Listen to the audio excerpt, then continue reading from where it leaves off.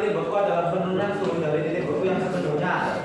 Hal ini terjadi karena dipengaruhi oleh adanya penambahan zat pelarut pada berupa NaCl dalam larutnya.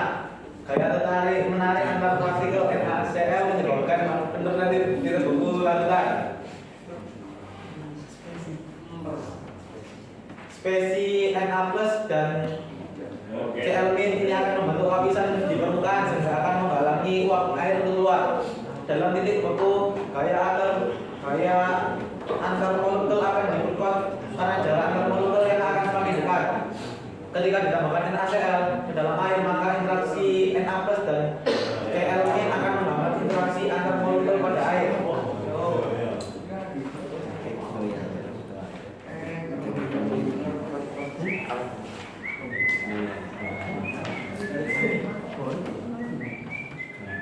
Alat dan bahan.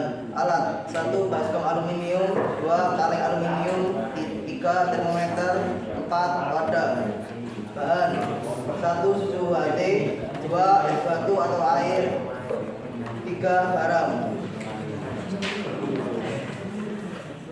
Cara kerja: 1. Siapkan alat dan bahan. 2. Letakkan kaleng aluminium di tengah baskom.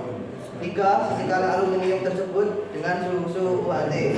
4. Tahan kaleng tepat di tengah baskom dan isi es batu di sekitar kaleng. 5. Suhu mula dari es batu. 6. Jika sudah mencapai titik suhu 0 derajat Celcius, taburkan garam di atas es batu dalam jumlah banyak. 7. Ukur kembali perubahan suhu yang terjadi saat setelah ditaburkan garam. 8. Suhu menurun, mulai putar kaleng di kecepatan sedang dengan keadaan tetap di tengah baskom berisi es batu. 9. Putar dalam selang waktu yang sesuai dengan volume susu yang diisikan ke dalam tabung aluminium. Semakin banyak volume susu, maka semakin lama durasi memutar kaleng tersebut.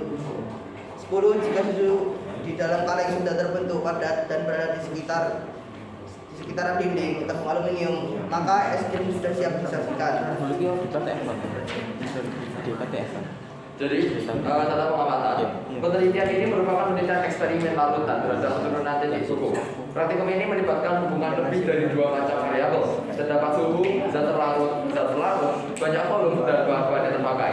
Lalu hubungan-hubungan tersebut bisa disatukan menjadi sebuah satu laju penurunan titik beku, seperti yang dilakukan pada praktikum sebelumnya.